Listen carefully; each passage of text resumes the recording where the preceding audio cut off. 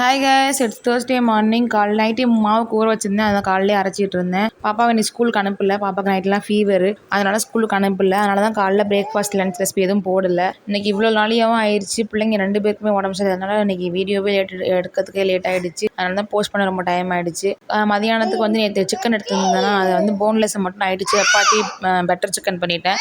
இப்போ அதனால எலும்பு சிக்கன் மட்டும் எடுத்து வச்சிருந்தேன். அதனால அதை போட்டு கிரேவி பண்ணிட்டு சாப்பாடு தான் வடிச்சிருந்தேன். பிள்ளைங்க 2 பேருக்கும் வடிச்ச கஞ்சி ஊற்றி சாப்பாடு கொடுத்தேன். நமக்கு உடம்பு சரியில்லைனாலும் பரவாயில்லைங்க, எவ்வளோ சமாளிச்சிடலாம். அந்த பிள்ளைங்களுக்கு உடம்பு சரியில்லை, சத்தியமாக சொல்கிறேன், சமாளிக்கவே முடியல. ஏதோ கொஞ்சம் வயசு வித்தியாசம் பிள்ளைங்களாம் கூட பரவாயில்லைங்க. 2 பிள்ளைக்கும் 1 வயசு 2 வயசு வித்தியாசம் பிள்ளைங்களாம் வச்சுட்டு ரொம்பவே கஷ்டமாக இருக்குது. வீட்டில் யாராவது ஆள் இருந்தாலும் ஒன்றும் தெரியாது பார்த்துக்கிறதுக்கு. தம்பிக்கு 4 நாளாகவே ஜுரம், லூஸ் மோஷனு. அவனுக்கு கூட்டிகிட்டு போனோம், ஃபுட் பாய்சன் சொன்னாங்க. பாப்பாவுக்கு இப்போ 2 நாளாக ஜுரமாகவும் லூஸ் மோஷனாகவும் இருக்குது. என்ன பண்ணுறேன்னு தெரியும், சமாளிச்சுட்டு இருக்கேன். 2 பேரையும் பார்த்துட்டு சமாதானம் பண்ணி வீடியோ எடுத்துட்டு வீதி வேலையும் பார்த்துட்டு ரொம்ப சிரமமாக இருந்துச்சு. இந்த வீடியோவை தம்பி வாய்ஸ் கேட்டே இருக்கும், கோச்சிக்காதீங்க. நாளைக்கு நல்லா வீடியோ எடுத்து போடுறேன். பாய்.